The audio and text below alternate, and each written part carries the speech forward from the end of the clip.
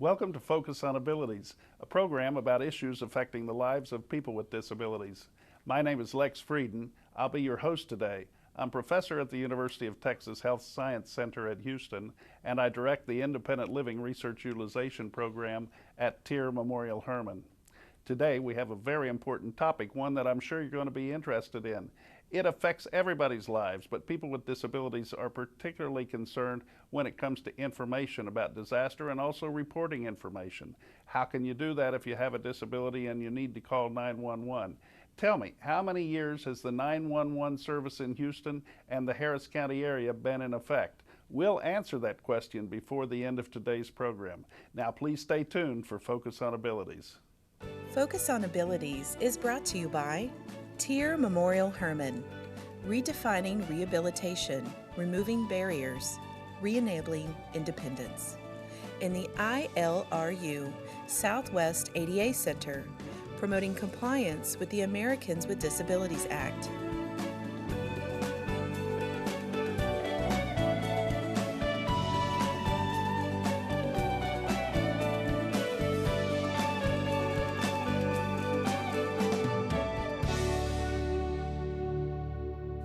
This is Focus on Abilities. I'm Lex Frieden, your host, and we really appreciate you watching today.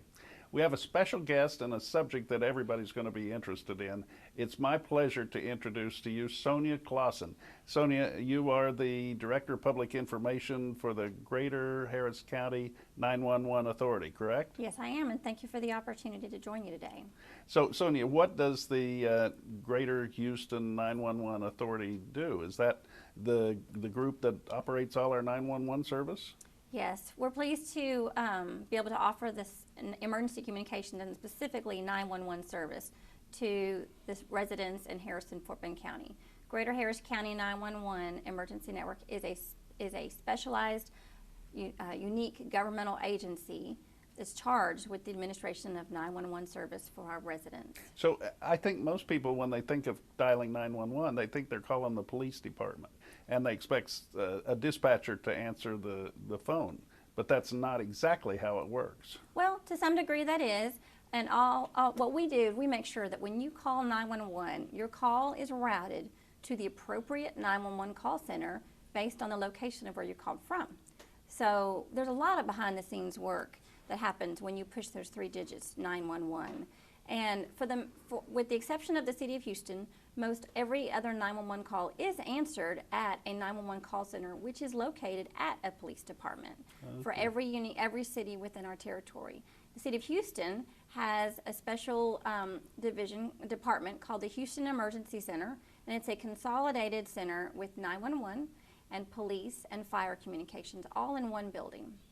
Okay, so in the case of Houston, the call goes to a dispatcher who can then route according to whether it's a fire call or a police emergency or something else. In the other cases where it goes to a police department, then they refer the call if it's a fire and so on. Exactly. We like to call that a 911 telecommunicator or a call taker. So your call is first answered by that 911 call taker who says, 911, do you need police, fire, or ambulance? Or in some cases, they may first answer with 911, what is your location?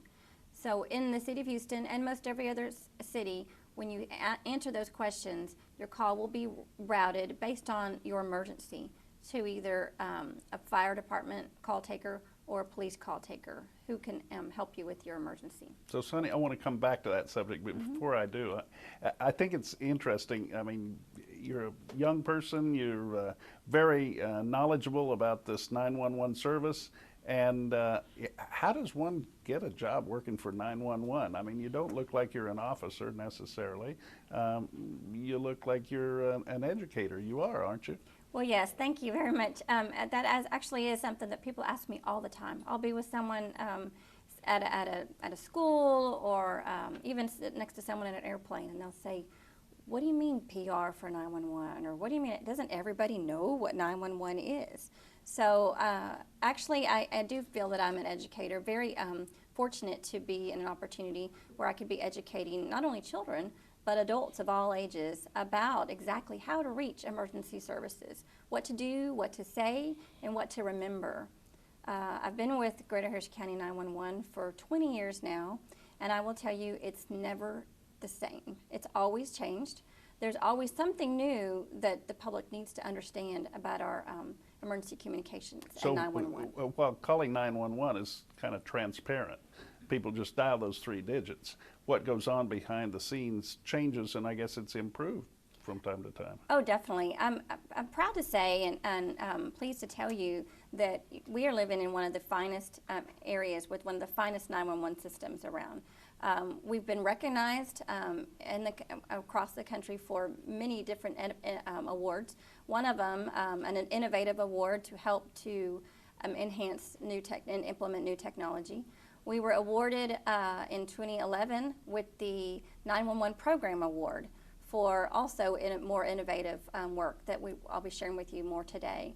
But there's a lot more than just dialing that 911 that the public needs to understand. And so we are working every day throughout the years to make sure that we can keep up with the public's expectations for what they perceive when they dial 911 to get their emergency services. And from your perspective, things change, and you have to educate the public about that. Sonya, you must need to know inside and out this system and this service in order to be the public information officer. Do you actually answer calls? Do you take part in that process sometimes? No, I've never actually answered 911 calls, but certainly work very closely with our 911 call centers, our personnel that answer those 911 calls, and the supervisors. In fact, the 911 industry is a huge industry across this country, working very hard to improve services, to enhance the services that we have for our residents. There are 911, there's an entire association dedicated to educating 911 professionals on everything from the best training to what type of technology that we as a 911 district can offer for our residents. Well, when I ask you the question about whether the 911 call responders were located at the police station, it also occurred to me that you're not part of the city of Houston or Harris County or Fort Bend County. You're an independent authority. So the 911 services are set up as kind of non-governmental agencies in some respects. Exactly. We are not part of the city or the county or the state, but we are a governmental agency charged with the administration of 911. In Houston, of course, is our largest 911 service area. So does that include like Sugar Land and Yes. So every jurisdiction within Harrison-Fort Bend County, wholly or partially within our territory, that includes the largest city of Houston, all the way down to our smallest entity of West University. The beauty of 911 is that every jurisdiction can answer their own 911 calls and receive information about that call at their own jurisdiction. So each 911, each call center is responsible for a particular jurisdiction. Okay. And for the most part, they all are one city or county. We have a few of them that are consolidated territories as well. So, so I'm beginning to get the picture here that this is a very complex and technical switching network in addition to being a one-to-one human service. Yes, we work very closely with the with technology providers, but also with wireless phone companies and landline phone companies to ensure information about your call is provided accurately for our call centers. So when you say that, in other words, the person on the other end needs to know from where you're calling without you even saying that. The call taker will receive information about your call based on the information such as your landline phone. They're going to receive your address information about your call. But there are some gray areas, and that's why I'm here, is to remind residents that we need to help 911 help you. We have a campaign that we share with our public to remind them that some calls do not have the same type of information displayed. Okay, so in other words, if you're calling from a legacy phone, a landline phone, then the call taker is going to be able to see where that phone is addressed to, where the address of that bill was, right? Right. The best way to call 911 is if you have a landline phone still. That is that's always going to share with the 911 call taker on their screen the most accurate information. That's going to give you the landline Your landline also is going to share with them what police, fire, ambulance responds to your address. It'll also provide information such as if it's a residence or a business and what the subscriber's name is. So what gets a little bit tricky now is the fact that we now have, many people are no longer utilizing landline phones. Right. I mean, you've got your smartphone, your cell phone, your wireless service. Right, and for obvious reasons, financial and others, folks don't use landline phones as often, and they want to become more mobile. And this is a benefit to all residents. However, what happens is that residents are assuming that we've always known where they're located since they used to have we used to have location on their landline phones. I will tell you that in our area we were the first to test and implement location technology for a major metropolitan area. Wow, so wait a minute, let me back up here. When the cell phones first came out, I remember we were educated that 911 doesn't even work on the cell phones. You can't dial an emergency number from your cell phone. Then shortly after that, they introduced technology that would enable you to dial 911 and get into the network. Yes. And at that point, you could get into the 911 network, but you would have to provide buku more information about where you were calling from and the circumstances of your call, maybe in a short period of time if it's a real emergency, Right. Than you would have if you were calling from the landline phone. And now you're telling me that you actually can track the phone in the process of these calls? Yes, Wow. to some degree. What's important is you're still going to see our educational message to say help 911 help you, meaning give your location, stay on the line, and answer all questions. And that is because we're still trying to keep up and enhance new technology. When cell phones started out, they were as big as a bag, right? Right. And then they became smaller and smaller, and now they can fit in in the palm of your hand, or small, or in your little pocket. Mm-hmm. What we're also working to do is improve location technology along with that. But there's all different varying degrees of cell phones out there and technology. So what I mean is it's important for you to remember to help 911 help you and give your location, because it may not always be presented with your exact location. So most phones now, most cell phones I know, are supposed to have a chip in it that's location accessible. And essentially what you're doing is tapping into that location network via the satellites and the cell towers to enable you to sort of localize that number. It's not an exact location, is it? No, and in a way that was pretty much the way it works. Within the 911 infrastructure, when you call 911, your call is presented by either location information on the cell tower or the cell phone, your handheld cell phone device. The 911 call taker will receive your location on a map with a radius that depicts the approximate location of where you're calling from. Okay. And they can be anywhere from, exact to 10 feet to even So over, in other words, near don't 100. depend on that. Don't make the assumption that the person who's answering your call can tell you where you are. You really do need to present that information up front along with the other information you've requested. Most important information if you're not calling from a landline phone is where you're located. Okay. Sonia, I want to talk more about 911 service, but I'd like to talk about 911 service as it relates to people with disabilities, some who may have difficulty either seeing the screen or working the phone or not even have a phone. We'll be right back more, Sonia. I appreciate this segment. Please stay tuned. We're going to come back, and the information about 911 for people with disabilities is fascinating. We'll be right back.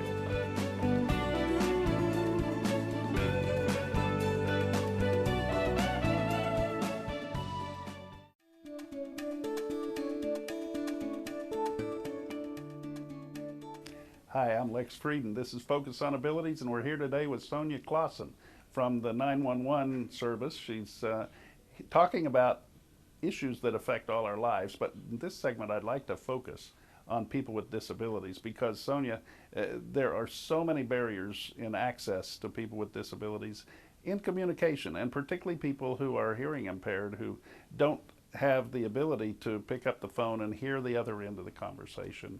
And there are literally thousands of people with hearing impairments in the greater Houston area that you're responsible for when it comes to emergency services and 911. How are these people served? Well, I'm first pleased to say that Greater Harris County 911 has always been dedicated to providing the 911 service for all of our residents, and in particular, the deaf or hard of hearing. Our former chairman, Tom Bass, who was also a former commissioner of Harris County, felt this was a big passion of his. And so we have always wanted to make sure that it was first on our forefront for all of our call centers. So what I mean is every call center from the establishment of 911 has been able to receive calls from the deaf or hard of hearing. And back then, and up until recently, the only way was by communicating with a TTY device. Right, so people who don't know what that is, deaf people used, and still do in many cases, a device that connects to the landline telephone. It has a keyboard on it, and they can type messages on it, and somebody on the other end who has a similar device can read the text that's transmitted through the TTY or the TDD, telecommunication device for the deaf. And that's a form of communications that deaf people have used for years and years. So up until recently, 911 service had these TDD machines on the desks of many of the operators. And they still do. Okay. And just like we said earlier, the best way to communicate with 911 is on a landline device, and that's what a TTY is as well. Call takers are trained to handle and communicate with those that are deaf or hard of hearing on a TTY device. But then, let's say, I believe it was in 2009, a new service that is now more utilized by the deaf folks called Video Relay Service also came out. And you may know some friends and colleagues who are deaf who use this type of device. Right, in that case, a person who's deaf is able to contact through that device a centralized service where a person is able to use the telephone and video and relay the information, correct? Yes, but unlike traditional relay services, now the Video Relay Center can now conference up and automatically conference up with the local 911 call center. So it becomes a three-way call. And so what that information, just like when you call 911, now the deaf caller's information, who is utilizing his video relay service, is now automatically presented to the 911 call taker's position as well. So they'll also receive location information, and they become communicating on a three-way call. So you don't have the issues that you might have with an intermediary caller. I mean, you're able to speak directly to the deaf person. Yeah, to some degree, but I believe they are also, the video relay interpreter is also assisting the way you would be.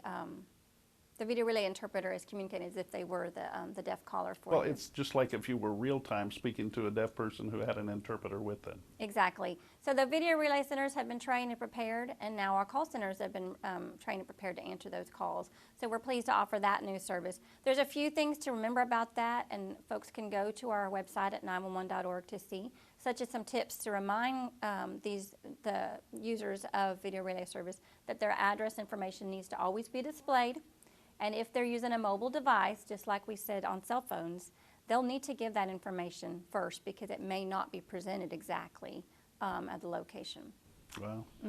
Sonya, does this also apply to some of the work that the Office of Emergency Management does, notifying people before floods or hurricanes or other disasters? Of special needs type information? Right. It certainly works hand in hand. From what I understand, I believe that information needs to be registered ahead of time by accessing, another number. I believe it's 211. I mean, the point is you're not able to dial and let somebody know there's impending danger unless they know the number to dial, right? Exactly. So there is a registry, and people should be in touch in that case with the Office of Emergency Management to make sure that they have their number in case of an emergency. In the case of 911, though, there's no pre-notification necessary. I mean, you can dial it with the TDD if you're deaf, or you can use the video relay service to call 911 like anybody else. Right. And I'm also very pleased that this year we announced a new service that we're offering first to the deaf and hard of hearing community or other residents who cannot make a voice call first. And it's a form of texting to 911. As you know, deaf and hard of hearing residents, just like many of us, like the ability to be mobile and be able to use a communication device when they're not stuck at home or at a workplace. Well, in fact, I have deaf friends who use that method more often than people who are hearing, because that's a very efficient way for them to communicate using texting. Is using texting. So when I mentioned earlier how large the 911 industry is, that industry is working very closely with the FCC and wireless technology providers and et cetera across the country very aggressively to be able to implement a text to 911 service to help our community, in particular this community. But we didn't want to wait any longer. We don't want to wait and see when it's going to truly happen. And so what we've decided to do is implement an interim service first. Wow. So that residents can utilize and access 911 by texting. It's called, it's a short code service, and what residents need to do is go and register on our website. And actually it has, they can register at 911.org or another address of deafhohtext.911.org. That's a lot. So Deaf just remember, HOH Deaf HOH text. text. Okay, but the easy way is what? Just go to 911.org. Okay. And what they can do there is they can actually register so that if they have an emergency, they can text. And all of our call takers have been trained and ready to answer those text calls if needed. So what if you're not deaf but you want to register? Some people may do that. Is that? It's certainly possible. At this moment, we're just encouraging at this time for folks who are deaf or hard of hearing or cannot make a voice call for whatever reason. Right. So they can go in there and register their phone number. And the reason we want them to register is to ensure that they are within our community, because this service right now is only offered to residents who work or live within Harrison-Fort Bend County. Okay. So the registration is important. If you don't register and you try to text 911, you're just not going to get through. Yeah, you're going to get a response back that you cannot text. And also, right now, even if folks hear part of our message today and think that you can text 911, they will get a message back that says at this time you cannot text. So what is the text? I mean, don't you have to have like a text code to a phone number or an email address or something to get it through? Very good. The magic number for texting is 442-911. And so what I recommend is, because just like if you're in an emergency, you may be panicked and forget that number, is after you've registered and it's now to save that number in your contact book. Sure. And save it as 911 if you want. 442-911. It's the text to 911. Exactly. That is very, very. We're very excited, Les, in that we have been now reaching out to the community. We've been to different outreach groups and presentations, sent out emails to the community, and do hope that folks, after hearing your story today, will go and register for the Text to 911 service. Do you know how many people are registered now? Very few, probably. At this time, the number is few. We probably have about 100 or so folks that have. But at the same time, we've been keeping it to this community first, because we feel like it's most important that this community is aware of the service and takes advantage of the service if they need to. Sonya, do you have an idea of the number of deaf people who call 911 every year? Do you know offhand how many TDD calls you get, for The example? number is very low. As you can imagine, like we said earlier, folks may not be using TTYs as much anymore, especially our younger generation. So we do get a few a year. It's probably just a handful. But it's still, you maintain the training on that. That's one issue that I know deaf people have. They do use it seldom at some numbers. And, you know, all the hotels, all the public service providers are supposed to have this.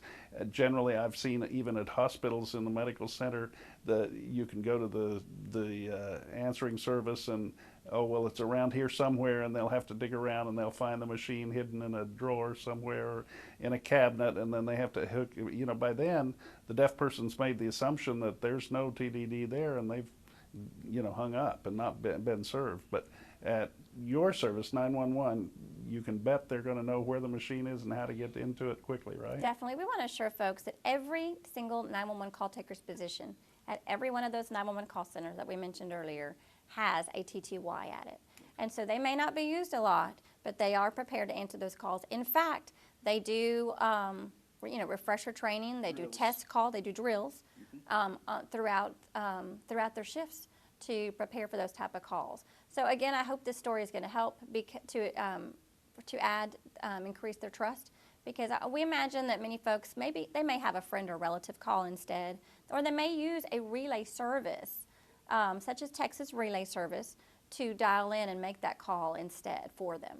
Sonya, if a person with a disability has a question about how to use 911, if it's a person, I mean, clearly there are people who have difficulty speaking. They could use the same kind of facilities that we've talked about here, the texting service and so on. It may be a person with a different kind of disability we haven't thought about or talked about today. Is there a number they can call to get information from a person like you who can help them know about what services are available? Oh, certainly. Well, the easiest way is to send an email to info, I-N-F-O, at 911.org. We also have, and there's information on our website, an array of materials, educational materials for the community of all ages on different tips about 911, how to use, how to get the access, and what to say. Those tips about help 911 help you as well. So the website's important, info at 911.org if you have any questions, and dial 911 regardless of who you are, what disability you have. In the greater Houston, Harris County, Fort Bend area, they're going to be talking to somebody who's one of your colleagues, right? Oh, certainly, one of those call takers. Well, we really appreciate you taking the time to be here today, Sonya. And in closing, I have a number of friends who from time to time needed to call 911. I did myself one time. And without your service, we might not be here today. So we really appreciate you. Thank you for the opportunity, Les. We've enjoyed it. Okay, I want to thank all of you for watching Focus on Abilities. We'll be right back with a closing word.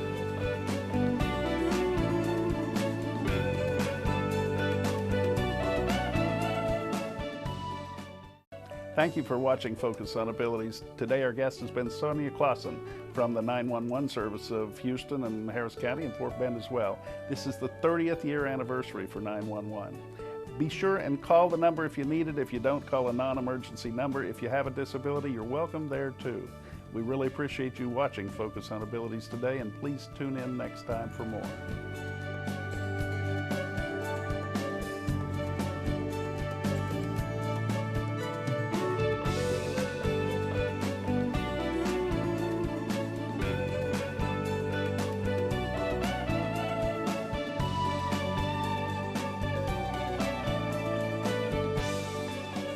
Focus on Abilities is brought to you by Tier Memorial Hermann, redefining rehabilitation, removing barriers, re-enabling independence. In the ILRU Southwest ADA Center, promoting compliance with the Americans with Disabilities Act.